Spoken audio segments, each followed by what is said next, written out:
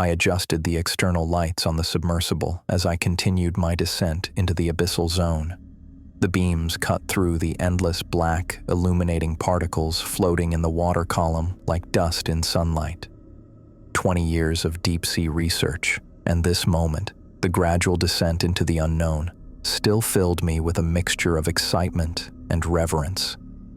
The Mariana Trench stretched below me, a gash in the Earth's crust that remained one of the least explored regions on the planet. My breathing echoed inside the cramped cockpit as I checked the depth gauge, 7,300 feet and dropping steadily. Thylacine to base, maintaining course at standard descent rate, I said into the radio. All systems functioning within normal parameters. The radio crackled with static before a voice responded. Copy that, Thylacine. You're right on schedule. Any interesting readings yet? Nothing beyond the expected bathymetric profile, I replied, scanning the instrument panel. Just another routine collection run. I'd been doing these specimen collection missions for the Thalassic Zone facility twice monthly for the past 3 years. The term routine was relative when you worked at these depths, but the procedure had become familiar: descend, collect, ascend. The lab needed fresh samples to study adaptation mechanisms in extremophile organisms. The sonar pinged rhythmically as I monitored the seafloor's approach. Each electronic pulse mapped the terrain ahead, creating a grainy image on my display screen. Something unusual appeared on the readout. A large mass sprawled across the ocean bottom about a quarter-mile ahead. I adjusted course to investigate. Base, I'm picking up an anomalous reading, I said, tapping the screen. Large organic mass detected on the seafloor, adjusting heading to investigate. What are the dimensions? Asked the voice from the surface. I studied the sonar data. Hard to tell exactly from this distance, but it's big, at least 60 to 90 feet in length, irregular shape. Whale fall? Suggested the voice. Possibly, I replied, though something about the reading didn't match typical whale fall patterns. I'll confirm visual once I'm closer. I eased the throttle forward, guiding the submersible toward the anomaly. The external temperature gauge read 34 degrees Fahrenheit, cold enough that most ordinary marine life would struggle to function. But down here, creatures had evolved remarkable adaptations to survive the crushing pressure, near-freezing temperatures, and scarce food sources. As I drew closer, I activated the highest intensity lights and leaned forward in my seat. The beams cut through the darkness, and I caught my first glimpse of the mass on the seafloor. My breath caught in my throat. Base, this is... I paused, trying to make sense of what I was seeing. This isn't a whale fall. I'm not sure what I'm looking at. The creature, if that's what it was, stretched across the seafloor like a massive tangle of collapsed rope or tubing. Its body was translucent, with a milky, jellyfish-like quality that caught and diffused my lights. But unlike any jellyfish I'd ever studied, there was no bell structure, no organized tentacle patterns, no recognizable morphology that would place it within known taxonomic categories. I carefully maneuvered the submersible in a wide arc around the specimen, documenting it from multiple angles with the external cameras. The creature's flesh had a strange consistency, more substantial than typical cnidarian tissue, yet lacking the defined musculature of vertebrates. Parts of it appeared to be folded in on themselves, creating complex layers that obscured any internal structures. I'm sending preliminary footage now, I said, transmitting the video feed to the surface. This doesn't match anything in our database. I guided the submersible closer, sweeping the lights across what appeared to be the anterior section of the organism. That's when I saw them. 2 enormous eyes dominated what seemed to be the creature's head. Not the simple light-sensitive organs found in primitive deep-sea organisms, not the complex but alien eyes of giant squid or other cephalopods. These were unmistakably human-like, with irises, pupils, and what appeared to be sclera, though all tinged with an unnatural bluish hue. They were proportionally massive, each perhaps 3 feet across. The eyes stared directly at my viewport. I jerked back involuntarily, my hand tightening on the controls. A chill ran across my skin despite the climate-controlled cabin. "Dave, what's happening?" The voice from the surface sounded concerned. I forced myself to speak calmly. "The specimen has eyes, large, unusually developed eyes that appear mammalian in structure, but the size is unprecedented. Can you get closer footage?" I hesitated. Those eyes seemed to look through the reinforced glass of my viewport and directly into me. The creature itself wasn't moving. It showed no signs of respiration, no muscular contractions, nothing to indicate it was alive. Yet, those eyes. "Proceeding with closer inspection," I said, overriding my instinctive unease. "Science first, fear second." I positioned the submersible approximately 10 feet from the head structure and extended the mechanical sampling arms. Through the control panel, I guided the pincers toward the creature's outer tissue. The arms moved with precision as I collected small tissue samples from different areas of the organism's body. Each sample disappeared into collection containers that would preserve them until we reached the surface. The flesh behaved strangely under the sampling tools, resisting, then suddenly yielding, like pressing through slightly hardened gelatin. "Tissue consistency is unusual," I narrated for the recording. "Not typical of jellyfish or other cnidarians. Density seems variable throughout the structure." As I worked, I couldn't shake the feeling that those eyes were tracking my movements. Each time I glanced up from the sampling controls, they seemed fixed precisely on my position, despite the submersible having moved. I told myself it was an illusion, a trick of light refraction through the water, or perhaps some odd post-mortem rigidity. After collecting 12 distinct tissue samples, I extended the measurement laser to document the creature's exact dimensions. "Final measurement confirms 87 feet in total length," I reported. "Width varies from approximately 3 to 12 feet depending on the body section." I took additional photographs and video footage, making sure to document every angle of the bizarre anatomy. Throughout the process, I maintained a running scientific commentary, describing the unusual morphological features and tissue characteristics, anything that might help the team at the facility understand what we were dealing with. But my scientific observations couldn't quiet the growing discomfort I felt each time my gaze met those eyes. They had no business being there, on that alien form, in the crushing depths where light never naturally penetrated. Eyes like that evolved for environments with sunlight, with air, with land. I completed the final sample collection and began preparing for ascent. The collection containers were sealed, the cameras had captured comprehensive footage, and the onboard computers had recorded all relevant environmental data. Thylacine to base, specimen sampling complete. Beginning ascent procedures. Copy that, Thylacine. The team is reviewing your preliminary footage. Everyone's quite excited. I initiated the ballast release sequence and felt the subtle shift as the submersible began its journey upward. As the distance between me and the creature grew, I expected my unease to diminish. Instead, I kept glancing back at the monitoring screen, watching the illuminated form recede into the darkness. Even when the creature was no longer visible, when it was well beyond the range of my lights and cameras, I couldn't shake the sensation that those eyes were still fixed on me, tracking my ascent through thousands of feet of black water. I ran my hands over my face, trying to reset my thoughts. The pressure of the deep sometimes played tricks on the mind. All deep-sea researchers knew this. Isolation, confined spaces, and the knowledge of the crushing weight surrounding the thin metal shell of the submersible could induce all manner of psychological effects. But as the submersible continued its long journey toward the surface, toward the Thalassic Zone facility where the team would be eagerly awaiting the samples, I knew what I'd seen was real. And something about those eyes, their placement, their structure, their focus, violated everything I understood about evolutionary biology and deep-sea adaptation. After 20 years studying the strangest creatures Earth had to offer, I'd finally found something that didn't make scientific sense, something that, by all natural laws, shouldn't exist, and I was bringing pieces of it back with me.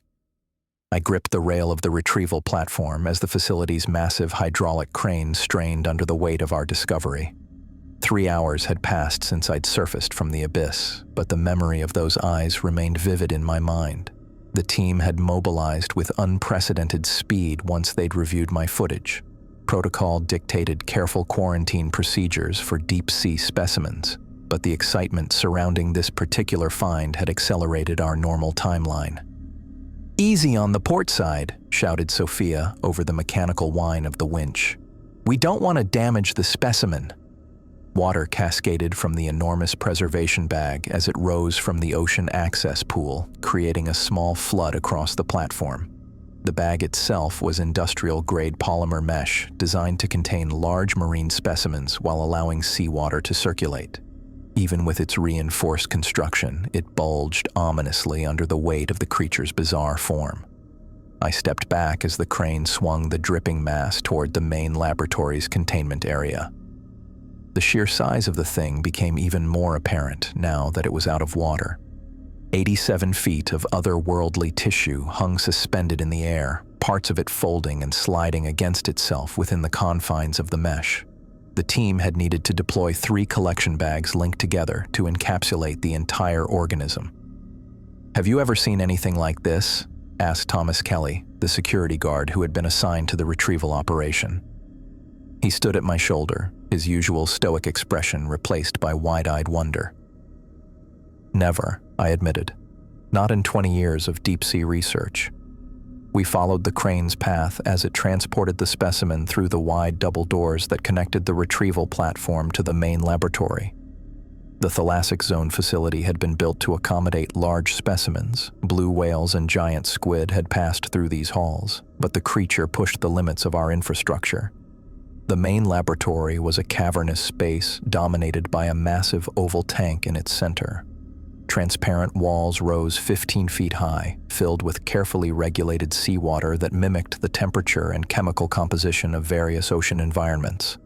For this specimen, the tech team had already adjusted the conditions to match the pressure-compensated environment of the abyssal zone. 12 of our top marine biologists had gathered around the tank, their excitement palpable as the crane positioned the mesh bags above the open top of the containment system. Among them stood Dr. Robert Bennett, our senior researcher, his wire-rimmed glasses reflecting the overhead lights as he gestured impatiently for the technicians to lower the specimen. "David," he called when he spotted me. "Excellent timing. We're about to transfer your find into primary containment." I joined the circle of scientists as the hydraulic arms began to lower the creature into the tank. The mesh bags were designed to dissolve once submerged, releasing the specimen without human handling. We watched in collective silence as the massive form descended into the water, the preservation material gradually disappearing as planned. The creature settled at the bottom of the tank in much the same configuration as I'd found it on the seafloor, a collapsed, tangled mass of tissue that defied categorization. Its translucent body caught the laboratory lights, creating an eerie, diffused glow throughout its length. But it was those eyes that immediately drew everyone's attention. "My God," whispered Sophia, pressing her hands against the glass. "You weren't exaggerating about the eyes." The enormous, human-like eyes dominated what appeared to be the anterior section of the organism. In the bright laboratory lighting, their unnatural blue hue was even more pronounced than it had been in the depths. The pupils, black voids surrounded by that strange blue, seemed to contract slightly in response to the change in illumination. "Initial assessment suggests some form of highly evolved cephalopod," Robert said, already making notes on his tablet. "The eye structure is remarkably advanced, though the proportions are unprecedented." "Those aren't cephalopod eyes," I countered. "Look at the sclera, the iris structure. They're mammalian, possibly even hominid in design." Robert shot me a skeptical glance. "That would be evolutionarily impossible, David. Deep-sea creatures don't develop eyes like that. There's no evolutionary pressure for it in an environment without light." "I know what I'm seeing," I insisted, moving closer to the tank. "And I'm telling you, those eyes don't belong on a deep-sea organism." Robert sighed, the sound carrying his familiar academic condescension. Let's maintain scientific objectivity, shall we? We'll run the analyses before jumping to conclusions about what is or isn't possible. The team quickly organized into research units, each focusing on different aspects of the creature. Robert took charge of the microscopic analysis, setting up multiple tissue samples on slides and projection screens so everyone could observe the cellular structures. Sophia methodically photographed and measured every part of the specimen, creating a three-dimensional digital model that rotated on the main display screen. Dr. Jennifer Hayes, our molecular biologist, was already extracting DNA samples for sequencing. Preliminary extraction is unusual, she reported, frowning at her equipment. The cellular membrane is resistant to standard lysis techniques. I'm going to try a modified protocol. I moved around the tank, observing the creature from different angles. The laboratory buzzed with activity around me. The click of cameras, the murmur of scientific discussion, the hum of equipment. Everyone was focused on their specific research tasks, excited by the professional opportunity this discovery represented. But I couldn't shake my unease. As I circled the tank, I noticed something disturbing. Each time I moved to a new position and looked back at the creature, those massive eyes seemed to have shifted slightly. Not the whole body, that remained inert at the bottom of the tank, but the eyes themselves appeared to be tracking my movement. I stopped abruptly and took 3 deliberate steps to the left, then turned back to face the tank. The pupils had shifted, following my new position. "Sophia," I called, trying to keep my voice steady. "Can you come here for a moment?" She looked up from her tablet and joined me at the side of the tank. "What is it?" "Watch the eyes," I said. "I'm going to move to the other side of the tank, and I want you to tell me if you notice anything." I walked slowly around the perimeter of the tank, keeping my gaze fixed on the creature. When I reached the opposite side, I turned to Sophia. "Did you see that?" She tilted her head, looking confused. "See what?" "The eyes," I said. "They're following me. Every time I move, they adjust position to track me." Sophia laughed, the sound both friendly and dismissive. "It's just a trick of the lighting and water refraction, Dave. The creature is barely maintaining cellular cohesion.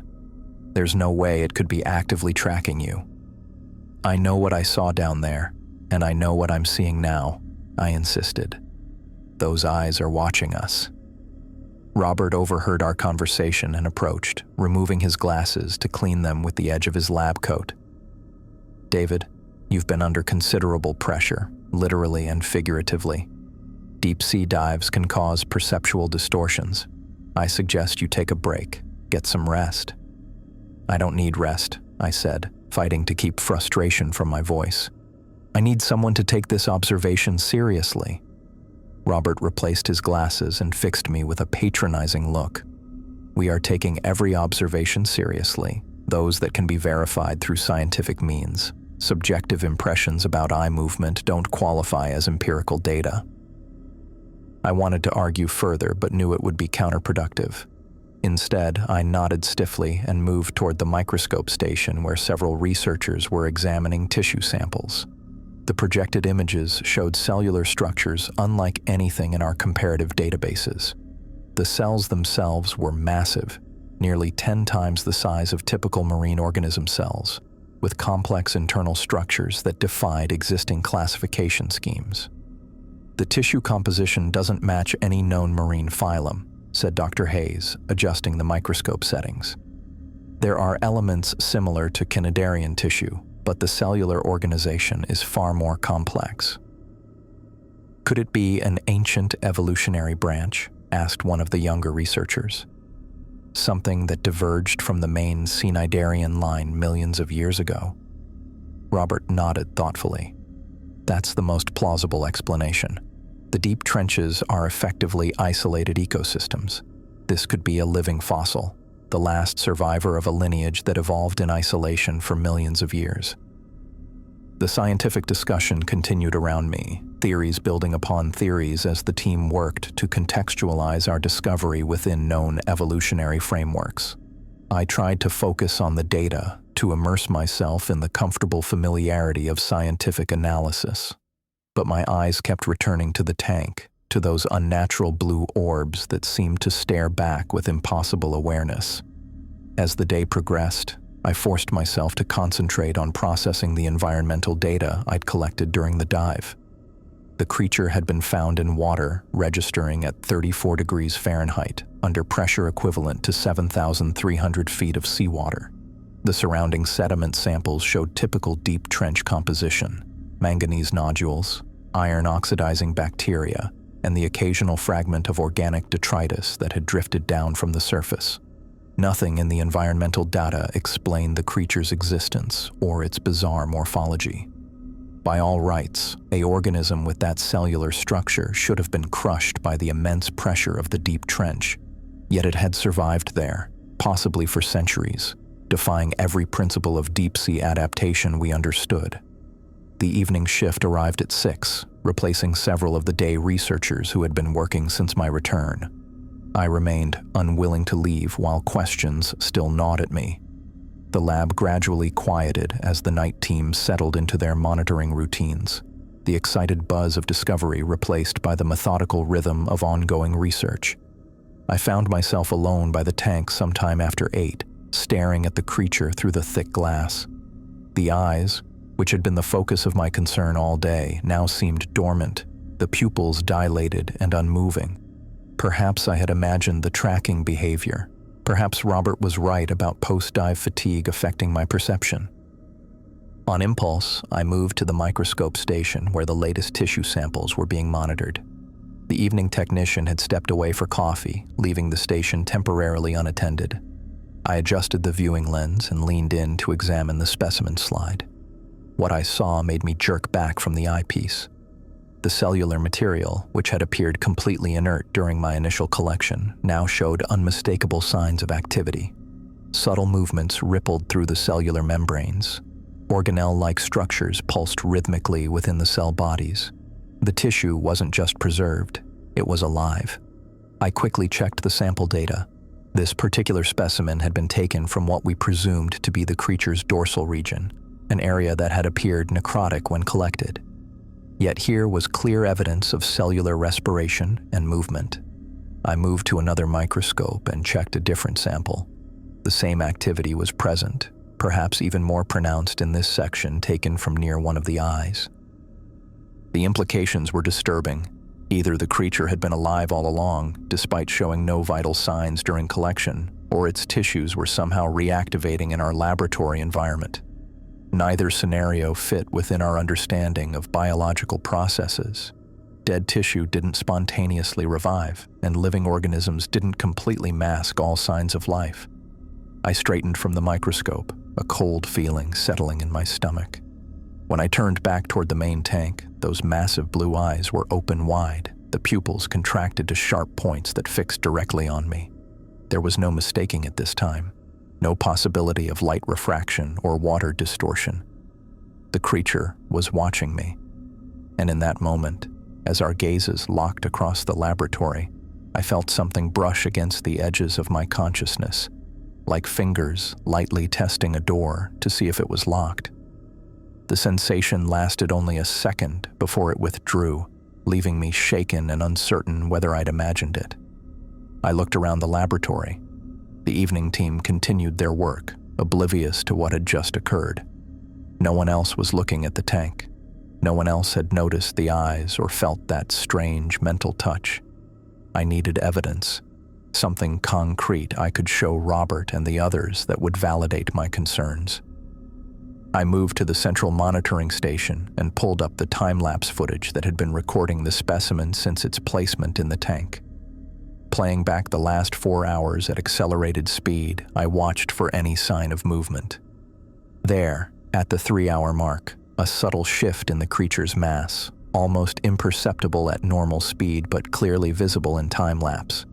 The tangled heap of tissue had begun to slowly straighten, the collapsed portions gradually extending as if the creature were testing its ability to move.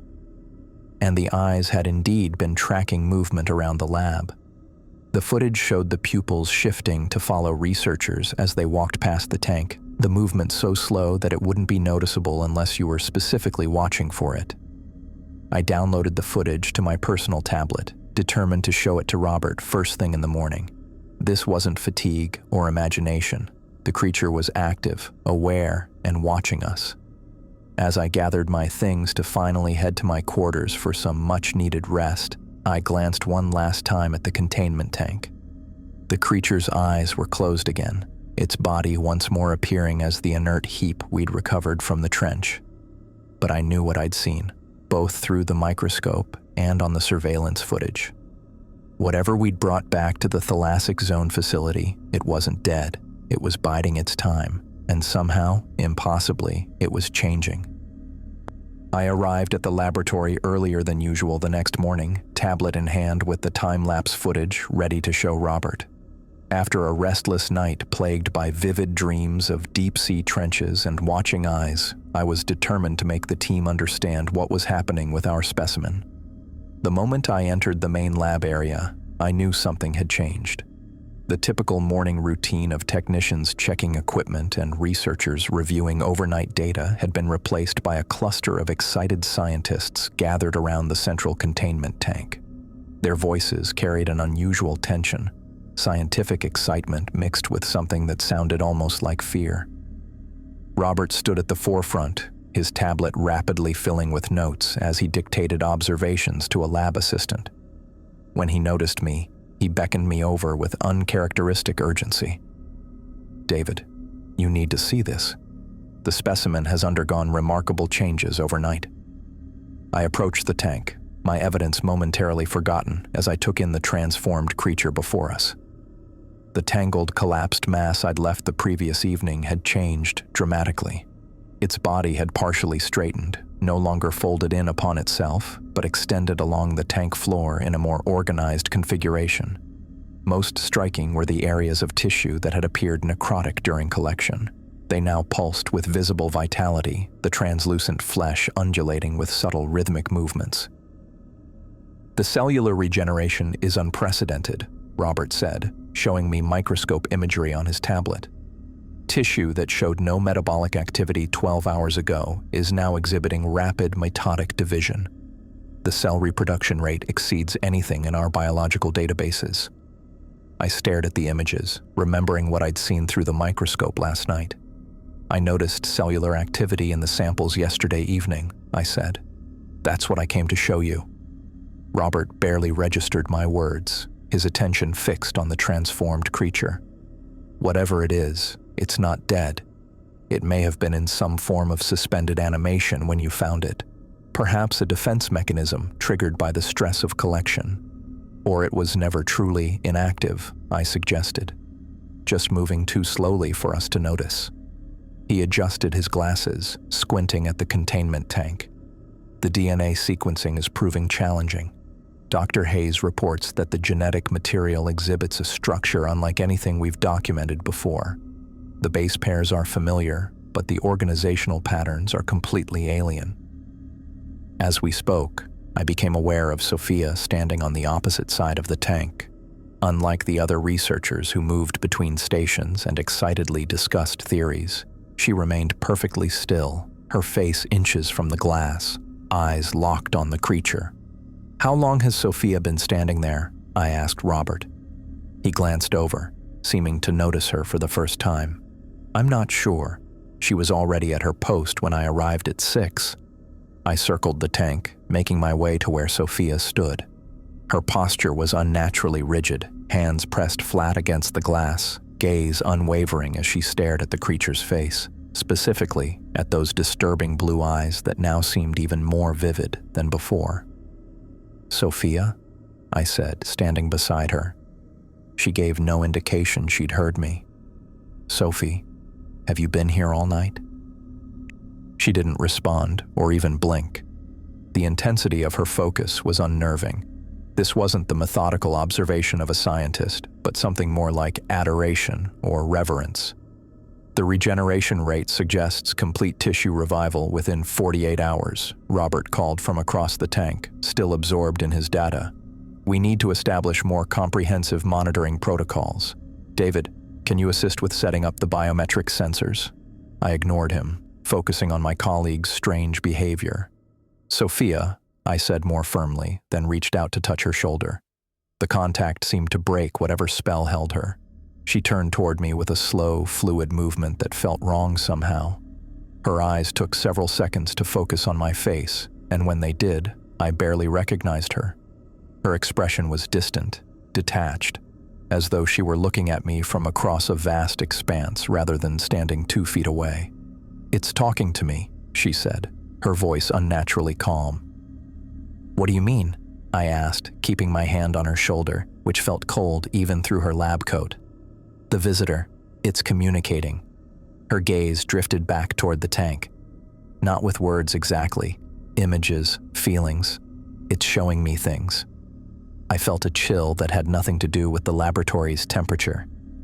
"Sophia, I think you need to take a break. When was the last time you slept?" She smiled faintly, the expression not reaching her eyes. "It doesn't want us to be afraid. It's trying to help us understand." "Understand what?" I pressed, growing increasingly concerned. "Our place, where we belong." She turned back to the tank, placing her palm against the glass once more. "It's so old, David. It's been waiting for so long." I looked from Sophia to the creature and saw that one of its massive eyes had rotated to fix directly on us. There was no mistaking the deliberate movement. The pupil contracted slightly as it focused, the eye itself shifting position to maintain its line of sight as I moved. "Robert," I called, "the specimen is actively watching us. We need to consider containment protocols for potentially sentient organisms." Robert waved dismissively without looking up from his tablet. "The movement is likely autonomic response to stimuli. Many marine organisms exhibit photosensitive reactions without true consciousness." "This isn't a simple light reaction," I insisted, moving 3 steps to the right while watching the eye follow me. "It's deliberately tracking movement, and something about it is affecting Sophia." At the mention of her name, Sophia spoke again, still staring at the creature. "It's not affecting me. It's connecting with me. There's a difference." I gently tried to guide her away from the tank. "Let's get you some coffee and talk about this. You can tell me more about the communication after a short break." She resisted my attempt to move her body becoming surprisingly rigid. "I need to stay here. It's important that I understand everything it's trying to show me."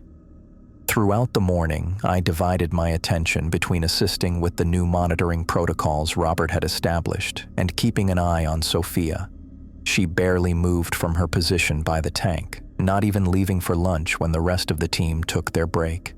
I brought her a sandwich and water, which she absently accepted, but didn't consume. By early afternoon, I noticed that Sophia wasn't the only one exhibiting unusual behavior. Thomas Kelly, our security guard, had taken up a position near the tank's northeastern corner. His usual vigilant posture had been replaced by the same intense staring that characterized Sophia's stance. He'd been there for at least an hour, motionless, except for the slight rise and fall of his chest. Dr. Jennifer Hayes had also abandoned her workstation where she'd been struggling with the DNA sequencing. I found her on the opposite side of the tank from Sophia, her forehead pressed against the glass, lips moving silently as though engaged in conversation, though no sound emerged. A junior researcher whose name I couldn't immediately recall stood near the tank's monitoring station, his clipboard dangling forgotten from his fingers as he gazed at the creature with the same distant expression I'd seen on Sophia's face. I approached Robert, who was still documenting the regeneration process, seemingly oblivious to the strange behavior spreading among our colleagues. "Robert, we have a situation developing," I said, keeping my voice low. 4 team members are showing signs of some kind of trance state focused on the specimen." He looked up, blinking as though coming out of deep concentration. "What?" "Sophia, Thomas, Jennifer, and that young researcher with the red hair. They've all been standing at the tank for hours, unresponsive and claiming the creature is communicating with them." Robert finally seemed to notice what was happening around the laboratory. He frowned, setting down his tablet. "That's concerning. Perhaps the stress of this discovery is causing some sort of shared psychological response. The human mind often creates patterns and meanings when confronted with the truly alien. This isn't psychological, I insisted. Something about that creature is influencing them. And look at its eyes. They're actively tracking us. As if to confirm my observation, the creature's enormous blue eyes swiveled to focus on us as we spoke. The movement was smooth, deliberate, and impossible to dismiss as autonomic response. Robert stared back at the creature, his scientific skepticism visibly wavering as the massive pupils contracted slightly, focusing more intently on him. "Remarkable," he murmured, his tone shifting from dismissal to fascination. "Some form of advanced optical structure. The musculature controlling the eye movement must be incredibly sophisticated." "Robert, you're missing the point," I said, fighting to keep frustration from my voice. "This isn't just about unusual biology. The creature is aware, and it's somehow affecting our team members." He pulled his gaze away from the tank with visible effort. "We need more data before jumping to conclusions about psychic influence, David. Let's approach this methodically." Robert walked over to where Sophia stood and gently touched her arm. "Dr. Patel, can you join us for a team meeting? We need to discuss these new developments." Unlike her response to me earlier, Sophia didn't acknowledge him at all. Her eyes remained fixed on the creature, which had now oriented both of its massive eyes toward her. I couldn't shake the impression that some silent exchange was taking place between them. Robert tried again, speaking more firmly. "Dr. Patel, this is a direct request. We need you at the conference table." When she again failed to respond, he looked at me with genuine concern breaking through his scientific detachment. "This is irregular behavior. Perhaps we should have the medical team evaluate them." I nodded. "I've been trying to tell you. Something isn't right." Robert called Dr. Michaels from the medical unit, who arrived promptly with his equipment. The physician's examination of the affected team members yielded strange results. Their vital signs were normal: blood pressure, pulse, respiration, all within standard ranges. But their pupillary response was sluggish, and they exhibited almost no reaction to external stimuli beyond minimal acknowledgement when physically touched. "It's like they're in a waking trance state," Dr. Michaels explained as we moved away from the subjects to discuss his findings. "Similar to certain meditation states or mild dissociative conditions. They're physically present but mentally elsewhere." "Can you bring them out of it?" Robert asked. "I'm not sure. This doesn't match any standard medical condition I'm familiar with. I'd recommend removing them from the laboratory environment as a first step." When we attempted to guide Sophia away from the tank, she finally broke her silence. "I need to stay," she said, her voice flat and emotionless. "It isn't finished showing me." "Showing you what, Sophia?" I asked, keeping my voice gentle. "The cities," she replied, her eyes still fixed on the creature. "The deep places where we'll live. It's beautiful there." Her words sent a chill through me. The reference to underwater cities echoed something I'd seen in the creature's eyes during our first encounter in the abyss, a fleeting impression of vast structures in the ocean depths that I'd dismissed as imagination. Dr. Michaels attempted to lead Thomas Kelly away next, but the security guard's response was even more concerning. "It knows what we did," Thomas said, his voice barely above a whisper. "All the damage to the oceans. It's been watching us poison its home." When the doctor tried to physically guide him from his position, Thomas finally turned, his eyes focusing briefly. "Don't you feel it? It's already in your head too. You just don't know it yet." By late afternoon, we'd managed to move Jennifer Hayes to the medical bay, though she fought us with surprising strength before sedation was administered. Thomas eventually followed medical direction after several more attempts, walking woodenly out of the laboratory while constantly looking back at the tank.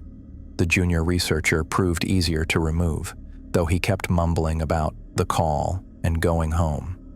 Sophia, however, refused to leave despite our best efforts. Even when physically guided away from the tank, she would immediately return to her position once released.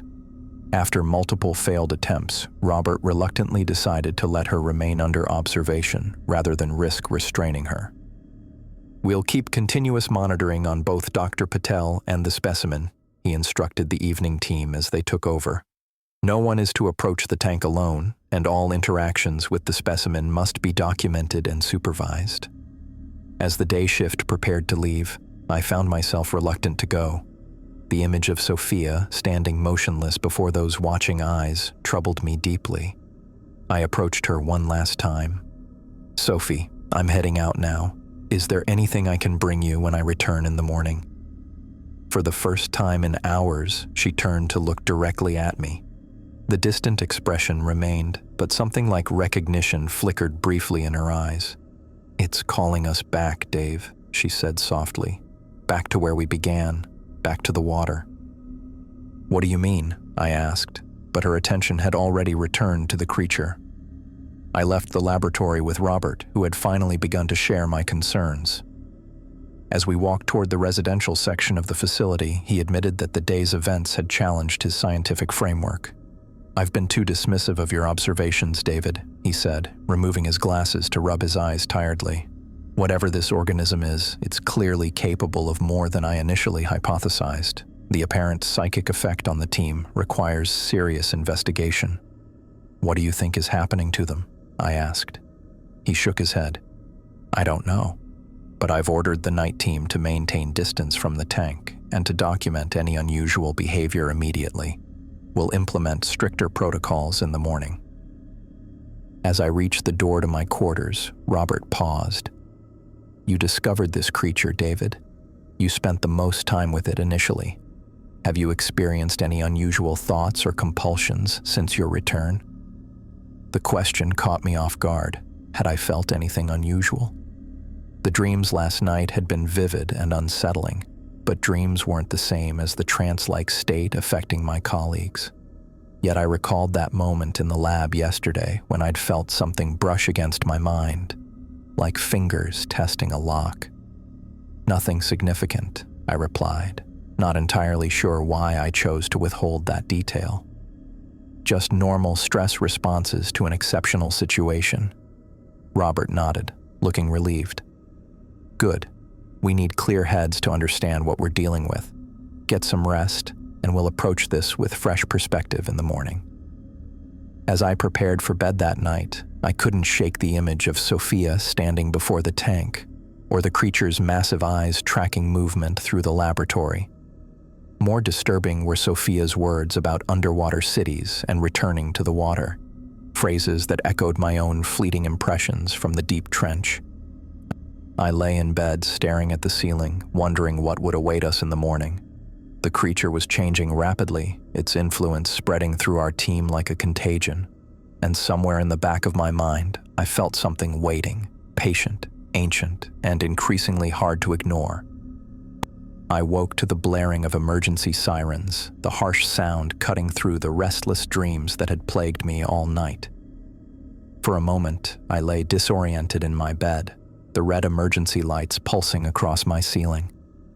The facility's alarm system rarely activated. It was reserved for serious containment breaches or personnel emergencies. I threw on clothes and rushed into the hallway where other researchers were emerging from their quarters, faces drawn with confusion and alarm.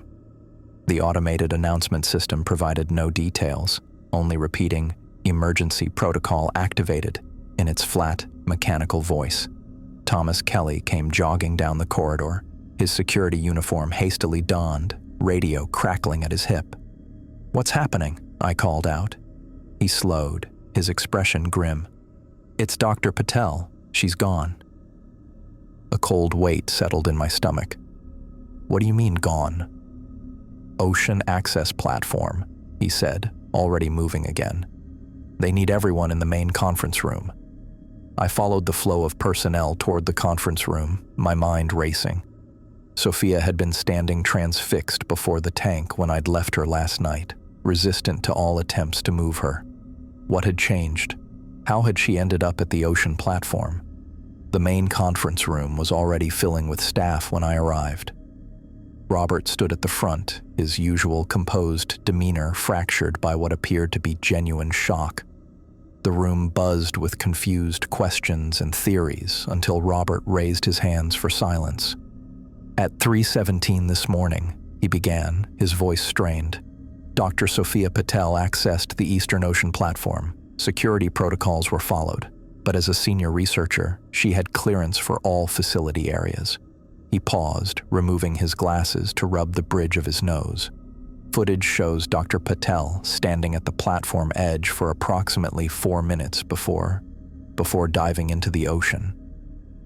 The room fell silent as the implications sank in. Someone near me whispered, "Suicide." The word hung in the air, heavy and uncomfortable. Robert continued. A search and rescue operation was immediately launched, but so far, there's been no sign of Dr. Patel. Given the water temperature and offshore currents, I regret to inform you that recovery efforts are now transitioning to recovery rather than rescue.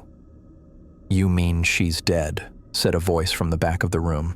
Dr. Carter from the genetics team, her bluntness cutting through the careful language.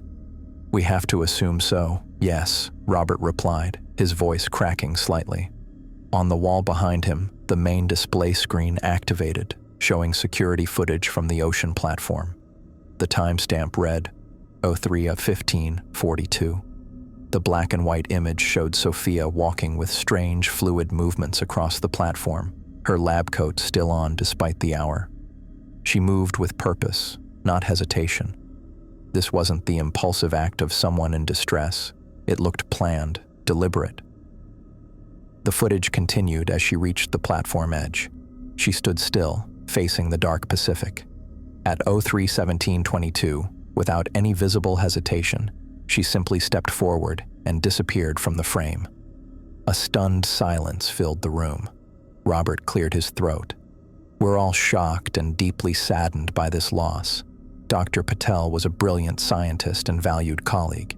It appears she had been suffering from extreme work stress and sleep deprivation.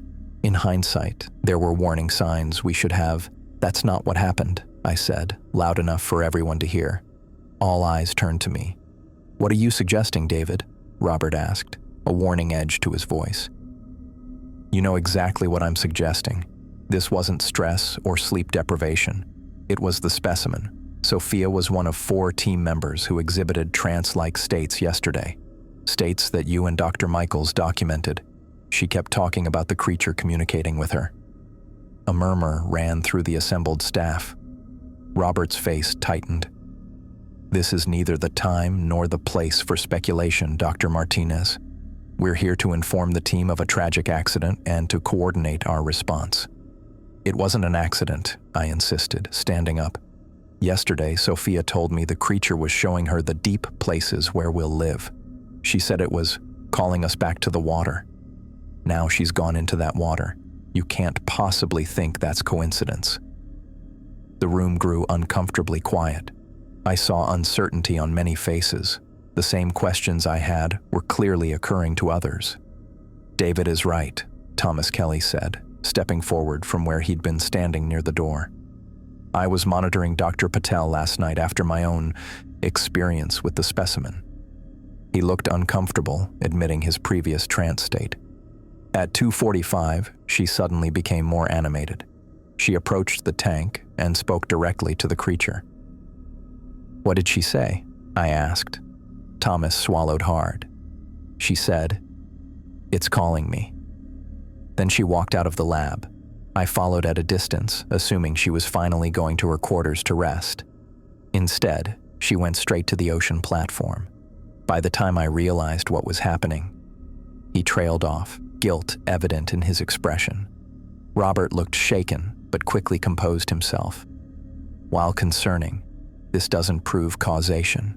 Dr. Patel may have been experiencing hallucinations or delusions that led to her tragic decision.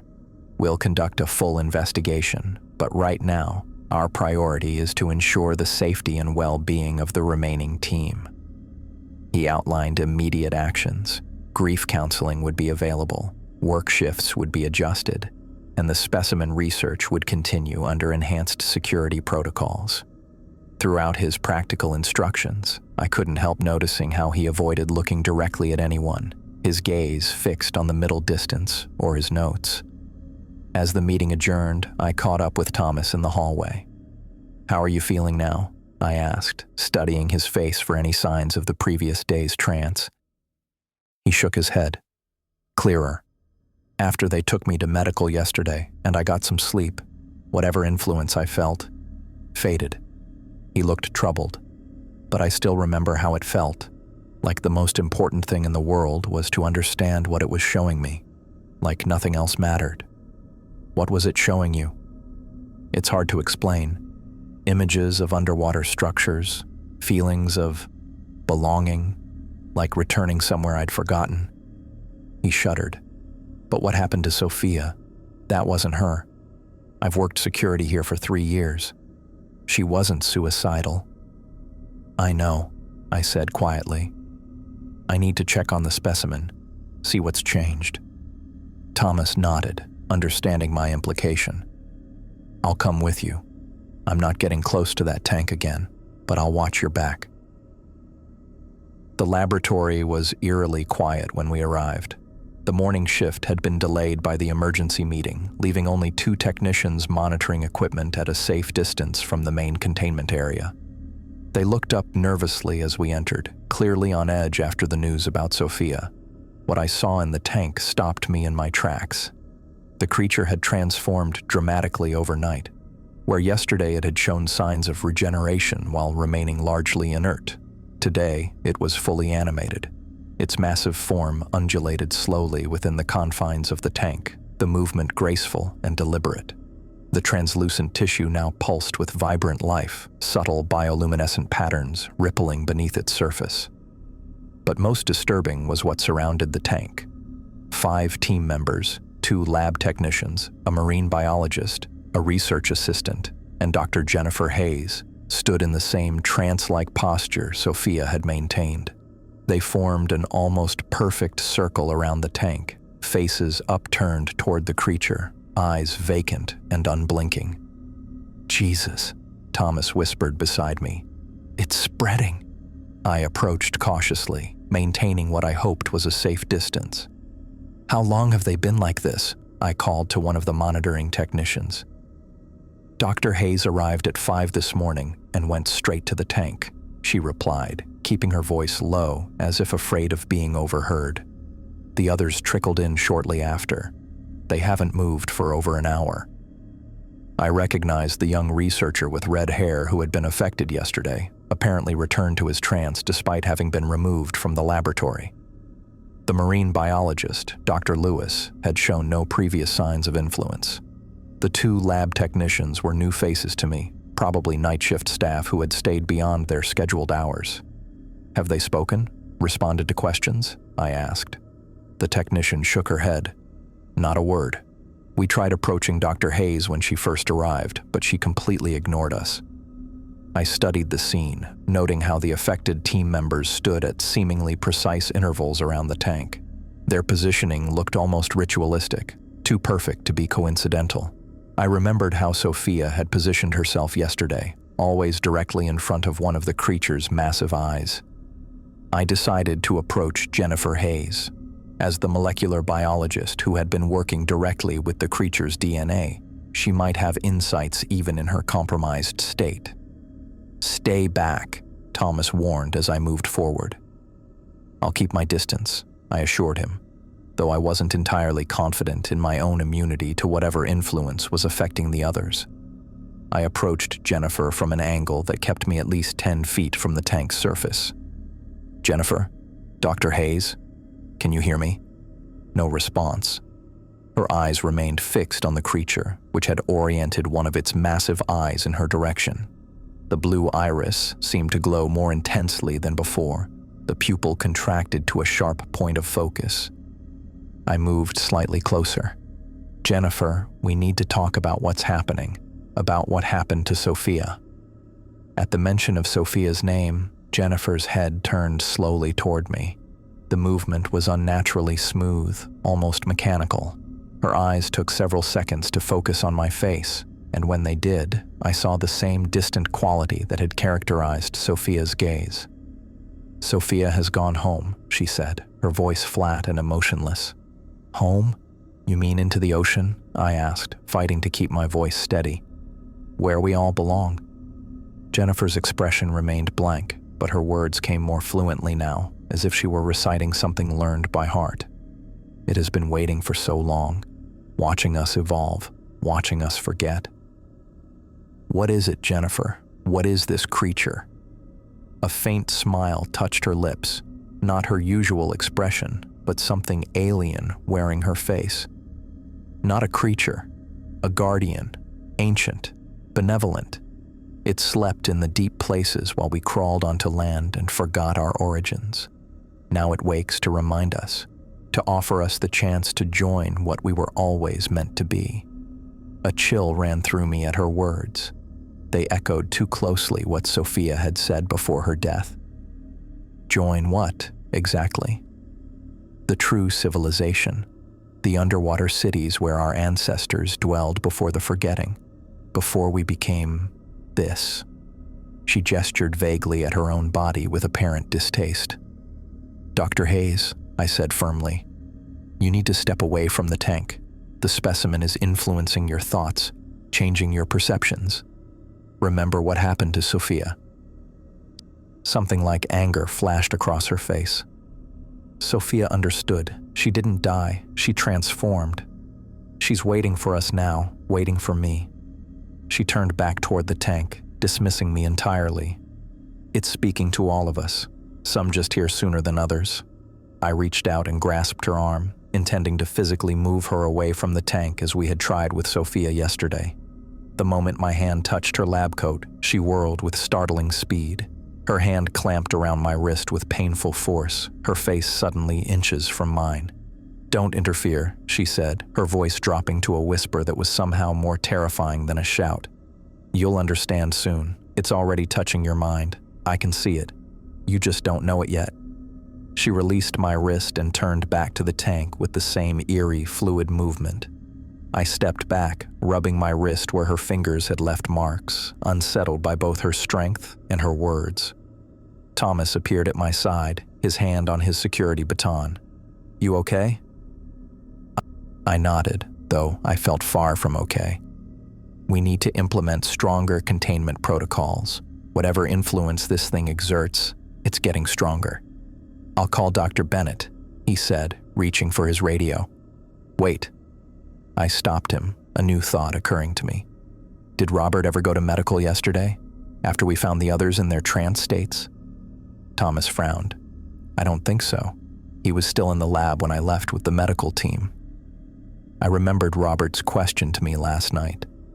"Have you experienced any unusual thoughts or compulsions since your return?" At the time, I'd thought he was checking on my mental state. Now I wondered if he'd been assessing how susceptible I was to the creature's influence. "Let's go to his office," I said. "I want to speak with him directly." As we turned to leave, I cast one last glance at the containment tank. The creature had shifted position, its enormous body now pressed against the glass nearest to where Jennifer stood. One massive eye was fixed on her, but the other, I was certain of it, was watching me leave. In that moment, I felt what I had sensed briefly the day before. A light touch against my consciousness, like fingers testing a lock. But this time, the sensation didn't immediately withdraw. It lingered, probing gently but persistently at the edges of my mind. I tore my gaze away from the tank and hurried from the laboratory, the unsettling feeling following me long after the creature was out of sight.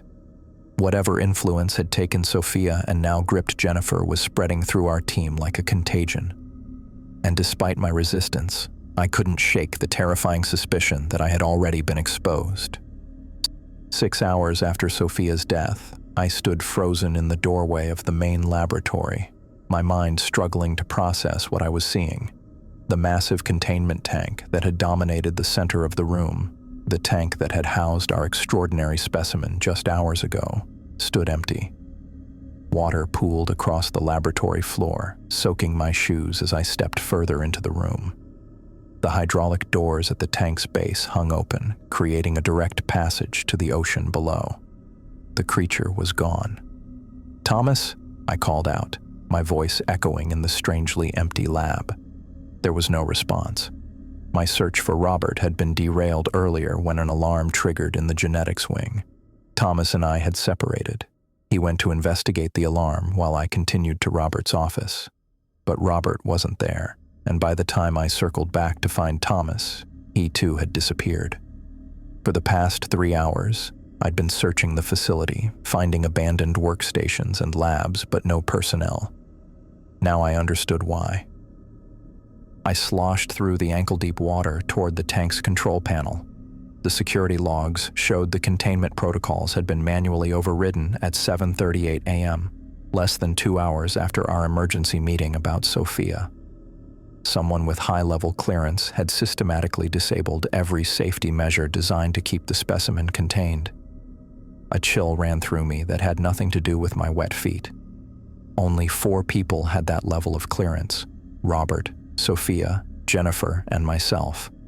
With Sophia dead and Jennifer in a trance-like state the last time I saw her, that left Robert or someone using his credentials. I needed to find him immediately. The facility felt unnaturally quiet as I made my way toward the control room. The usual background noise of equipment, conversations, and the gentle hum of ventilation systems had been replaced by an unsettling silence, broken only by the sound of my footsteps and the distant drip of water. I passed 2 more abandoned workstations, computer screens still active with research data left mid-analysis. A coffee mug sat on one desk, half full and still warm. Whatever had happened had occurred quickly, without panic.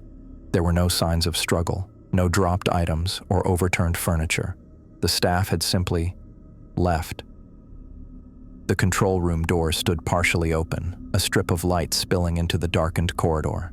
From inside, I heard the soft clicking of keyboard keys. Someone was still here.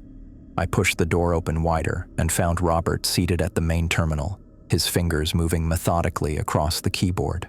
Multiple screens displayed facility systems being shut down in sequence: environmental controls, communications, research databases. On another monitor, I watched as file after file was selected and deleted from the central server. "Robert," I said, my voice sounding too loud in the quiet room. "What are you doing?" He turned to face me with unhurried calm. The moment our eyes met, I knew.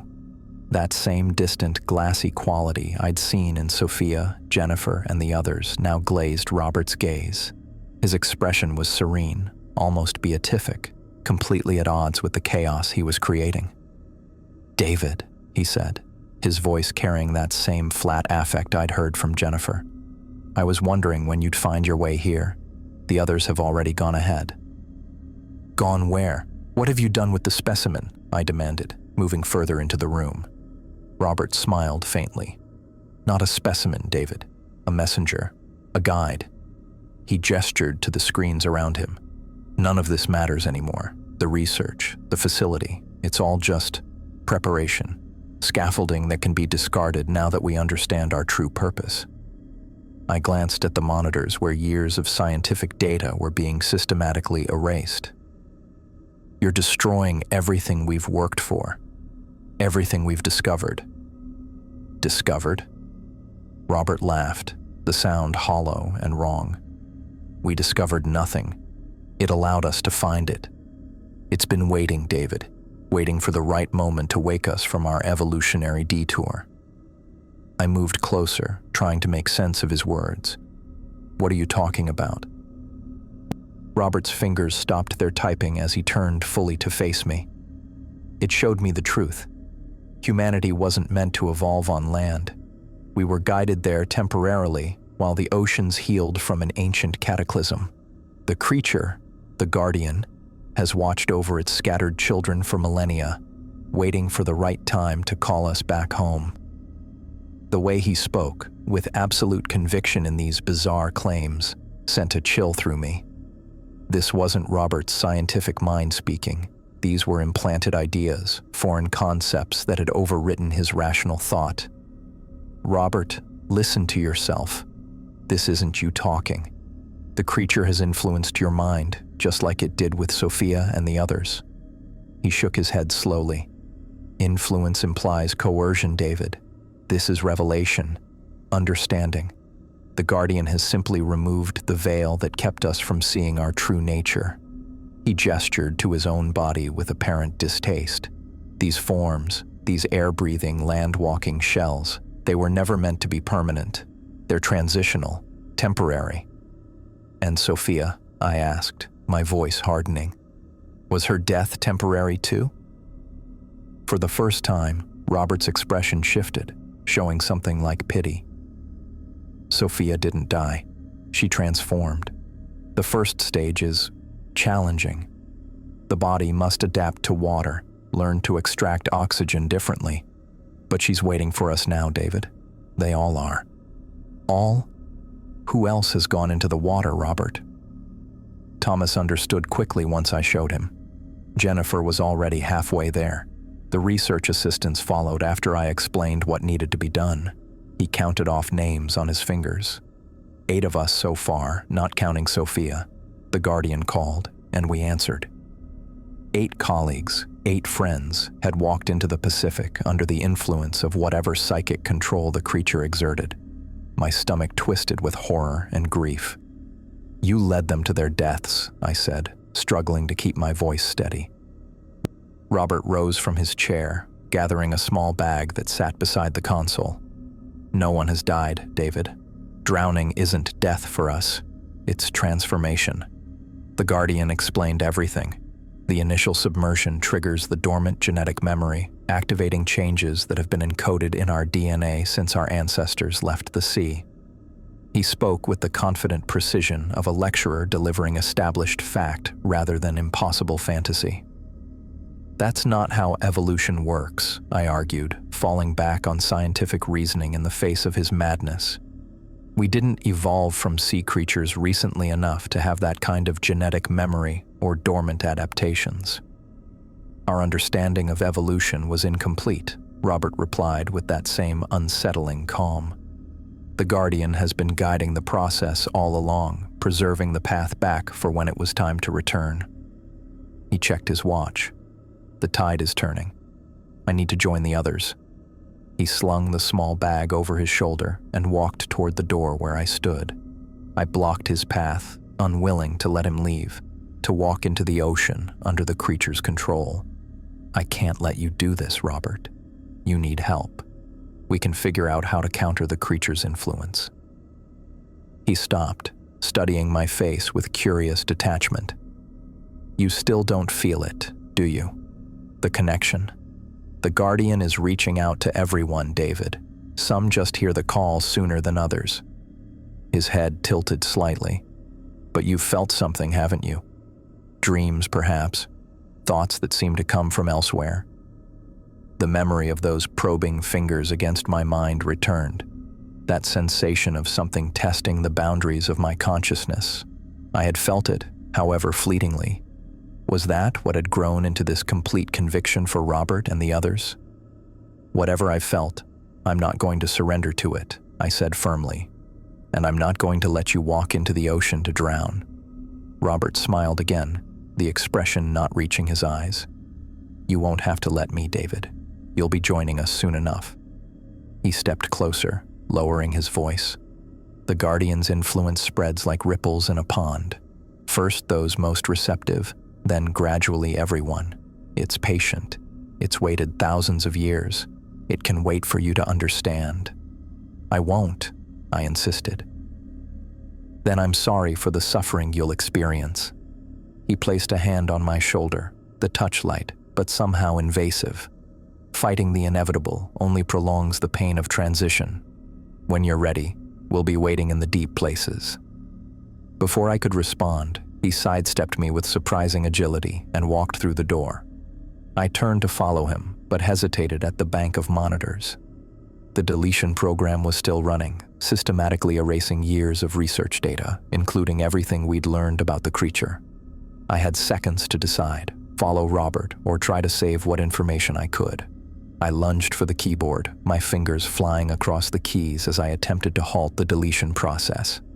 Most of the creature's DNA sequencing was already gone, along with the tissue analysis and behavioral observations. I managed to redirect some of the remaining files to a secure external server before the program completed its task. By the time I turned back to the door, Robert was long gone. I raced through the facility, calling his name, searching for any sign of him or the others. The building remained eerily empty, with more evidence of hasty departures, half-eaten meals, abandoned personal items, running equipment left unmonitored. I finally reached the security center, its wall of monitors showing feeds from cameras throughout the facility. I scanned them frantically until I spotted movement on the Eastern Ocean platform, the same platform where Sophia had entered the water. Robert stood at the edge, still wearing his lab coat, the small bag clutched in one hand. He was looking out at the Pacific, which churned dark and cold under the overcast sky.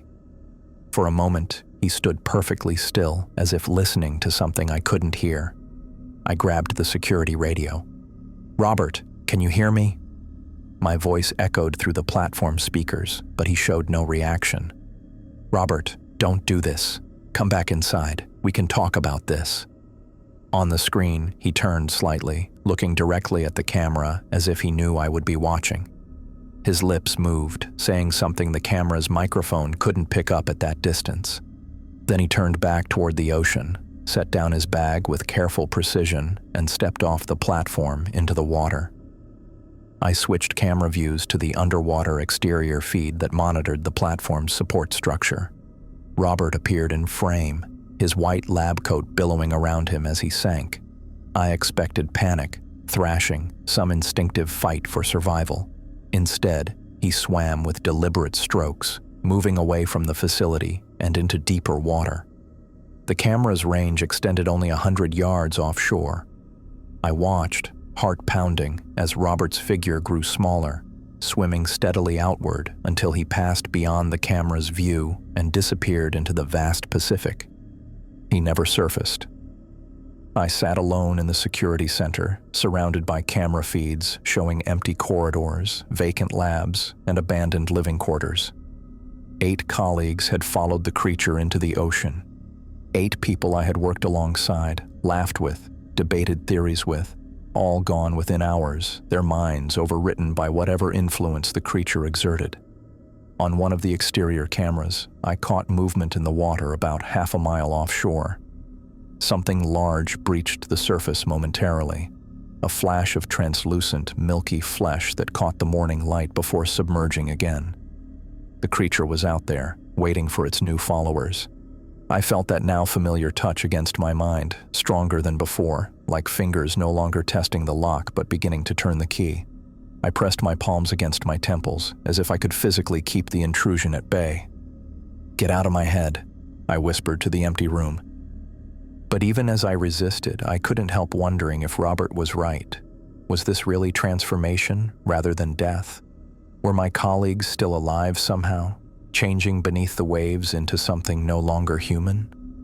The thought brought no comfort, only a deeper horror, because if they were still alive, still conscious while their bodies adapted to impossible changes, then what Sophia had experienced hadn't been a quick death by drowning, but something far more terrifying, a slow metamorphosis into something alien, guided by a creature that saw humanity as nothing more than wayward children to be reclaimed.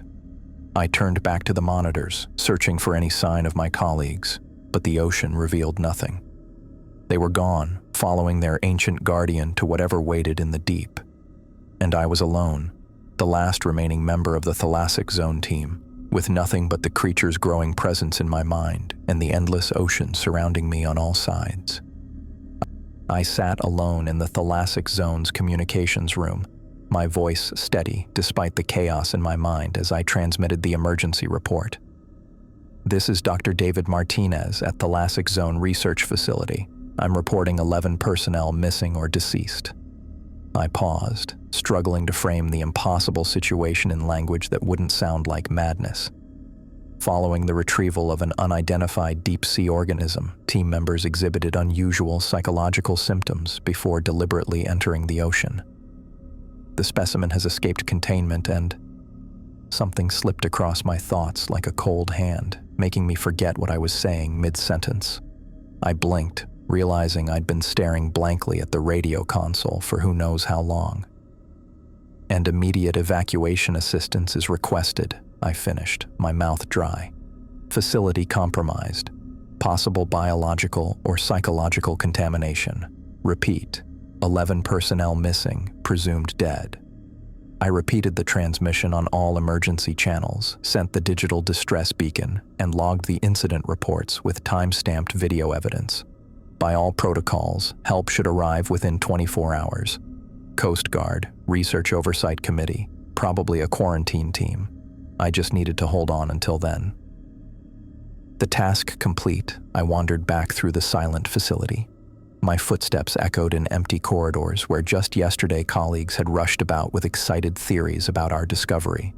The absence of human noise made every mechanical sound more noticeable. The hum of ventilation, the quiet beep of automated systems, the gentle splash of water still leaking from the broken tank. I found myself standing in the main laboratory, staring at the empty containment tank. The massive glass cylinder dominated the room, water still pooling around its base where the drainage systems had failed to keep up with the sudden flood. How long had I been standing there? Minutes? Hours? The sun had changed position, casting different shadows across the lab floor. I shook my head, trying to clear the fog that seemed to be settling over my thoughts. This was how it had started with the others. Moments of lost time, fixation on the tank. I needed to stay alert, to resist whatever influence lingered in this place. The rest of the day passed in a blur of practical tasks. I shut down non-essential systems, secured dangerous materials, and prepared the facility for the evacuation team. Every few hours, I returned to the radio to repeat my distress call, though no responses came through. The mainland station was only 20 miles away. They should have acknowledged by now. When night fell, I barricaded myself in my quarters with supplies and a portable radio. Sleep seemed dangerous, but after nearly 40 hours awake, my body demanded rest. I left the lights on, set an alarm for every 2 hours, and finally surrendered to exhaustion. The dreams came immediately. I was swimming through the crushing depths, but breathing water as easily as air. Around me rose towering structures of some material, neither stone nor metal. Organic, yet architectural, pulsing with faint bioluminescence. A city sprawled across the ocean floor, its buildings spiraling upward like the shells of extinct nautiloids. In its center stood a massive temple or gathering place where hundreds of strange figures moved with fluid grace. As I approached, I recognized them. Robert, Jennifer, Sophia, Thomas, all my colleagues, transformed. Their bodies had elongated, fingers webbed, eyes enlarged and adapted to the darkness. They turned toward me with welcoming gestures, their movements synchronized as if part of a single organism.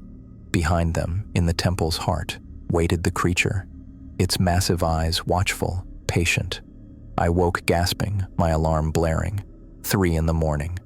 I'd slept less than an hour, yet the dream remained vivid, impossible to dismiss as mere stress or fear. It had felt real, like a memory or a vision. "It's not real," I said aloud, my voice breaking the room's silence. "It's influencing my mind, just like the others." But even as I said it, something inside me whispered, "What if it's true?" I spent the remainder of the night checking and rechecking the radio, sending hourly distress calls that continued to go unanswered. By morning, I'd convinced myself to leave the facility on my own. The research center kept 2 small boats at the private dock. I could reach the mainland in under 2 hours. I packed essential supplies and research samples, along with a portable hard drive containing what little data I'd managed to save before Robert destroyed our databases. The physical evidence of what had happened here, combined with my testimony, might be enough to convince authorities of the danger. As I walked toward the dock, a strange reluctance grew with each step. My legs felt heavier, my thoughts more scattered. By the time I reached the facility's eastern exit, a powerful anxiety had taken hold. The thought of leaving the ocean behind became physically painful, like tearing away part of myself. I stood at the door, hand on the release lever, unable to push it open. Something was changing in my mind, the creature's influence working deeper than conscious thought, triggering primal fears of separation. I fought against it, forcing myself to remember my life beyond this place, my apartment in Seattle, my sister in Chicago, friends and colleagues on the mainland. After nearly an hour of internal struggle, I finally pushed through the door and stepped outside. The dock stretched before me, the small research boats bobbing gently on the morning tide. I made it halfway down the concrete path before the compulsion became overwhelming. My body simply stopped, refusing to move farther from the facility, from the ocean that surrounded it. Sweat beaded on my forehead as I fought my own muscles, trying to force myself toward the boats. I lost the battle. My body turned itself around and walked steadily back to the facility. The relief I felt upon returning was immediate and disturbing, like a drug addict getting a fix after hours of withdrawal. I collapsed inside the entrance, shaking with the realization that I was no longer fully in control of myself. The second day alone brought increasing difficulties with basic functions. I forgot to eat until dizziness reminded me. I'd find myself in rooms with no memory of walking there. Twice I caught myself staring out at the ocean, my face pressed against the glass observation windows, minutes or hours lost to whatever visions played behind my eyes. That night's dreams were more detailed. The underwater city now populated with thousands of transformed humans moving through elaborate structures. The creature showed me how they breathed water through new organs that had developed along their rib cages, how their eyes had adapted to see in the ocean's darkness. I watched their webbed hands creating art, building dwellings, tending to gardens of luminescent undersea plants. Most disturbing was how peaceful they seemed. Happy, unified in purpose. The creature's vast consciousness linked them together in ways human society never could, creating a harmonious collective that still preserved individual awareness. I woke from these dreams not with fear, but with longing, and that terrified me more than any nightmare could have. On the third day, I tried again to leave. This time I prepared myself, focusing my thoughts on the absolute necessity of reaching the mainland. I made it all the way to the boat, even managed to untie it and start the engine. But as I prepared to pull away from the dock, my hands froze on the controls. A crushing sense of wrongness overwhelmed me. This wasn't my path. This wasn't where I belonged. The water below called to me, not as a threat, but as home. It took all my remaining willpower to shut down the engine and return to the facility rather than simply diving into the ocean right there. Part of me knew this was the creature's influence, but another part, growing stronger by the hour, questioned which thoughts were truly mine and which were implanted. Had the creature created these feelings or merely awakened something that had always been dormant within me? Days 4 and 5 blurred together in a haze of deteriorating cognition. I stopped sending regular distress calls, forgetting for hours at a time that I had even made them. Food lost all taste. Sleep became a strange half-state where dreams and waking thoughts merged seamlessly. I found myself standing in the shower fully clothed, the water running cold. Once I woke on the ocean access platform with no memory of how I got there, my body poised at the edge as if ready to step off. What frightened me most wasn't the creature's growing control, but how natural it began to feel. The resistance that had seemed so important was beginning to feel like stubborn denial of an obvious truth. Why fight what was clearly inevitable? Why cling to a form that was merely transitional? On the 6th day, I discovered writings I didn't remember creating. Pages of notes in my handwriting describing the underwater civilization in meticulous detail. The architecture, social structure, communication methods, all annotated with scientific precision. In the margins, I had drawn anatomical sketches of transformed human bodies, complete with measurements and functional descriptions of new organs. "This isn't me," I whispered, staring at the pages. But the handwriting was unmistakably mine, The thinking patterns reflected in the notes recognizably my own scientific approach. Whatever was happening, it wasn't simple mind control.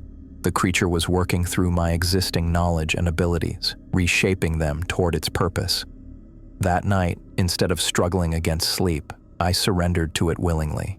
The dreams had become more real to me than my waking hours, and I craved the clarity they provided. In them, I swam through the underwater city not as an observer, but as a participant. I felt the water flowing through new respiratory structures in my chest. I experienced the subtle electric sense that allowed the transformed humans to detect one another's presence and emotional states.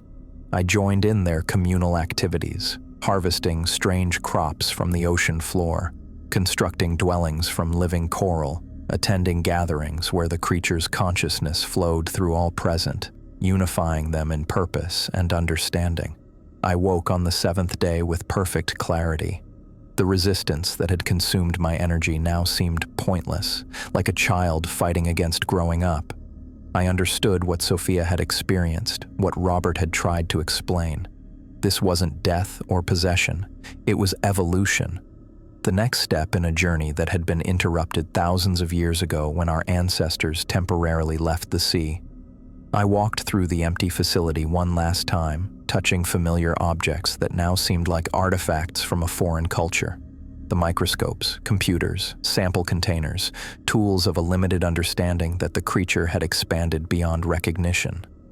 I no longer needed them to comprehend what was happening. The knowledge flowed directly from the creature to me, bypassing language and conscious thought. The mainland response team would arrive eventually. They would find an abandoned facility, mysterious disappearances, and evidence of something beyond their comprehension. They would study it, theorize about it, perhaps even glimpse fragments of the truth. But they wouldn't understand, not until they too felt the creature's touch on their minds. I made my way to the Eastern Ocean Access platform, the same one where Sophia had made her choice, where Robert had followed. The morning sun cast long shadows across the metal deck as I stepped out into the salt-laden air. Below, the Pacific stretched endlessly, its surface deceptively ordinary. But I knew what waited beneath, not just the creature, but my colleagues, my friends, my new family. I could feel the creature's presence somewhere in the dark water below, not commanding or controlling, but waiting patiently. The choice remained mine, even now. That was important. The creature didn't force transformation, but invited it. Free will preserved even as human identity prepared to evolve into something greater. I removed my shoes and socks, feeling the cool metal of the platform against my bare feet. The water below would be cold, painfully so to my current form. But that pain would be temporary, the first step in a metamorphosis that would render such concerns meaningless. I stood at the edge where Sophia had stood, understanding now what she had felt in her final human moments. Not fear or confusion, but certainty, recognition, homecoming. The water called to me not as a grave, but as a cradle, ready to rebirth me into something ancient yet new. The creature's gentle pressure in my mind felt like a hand extended in invitation. All I had to do was take it.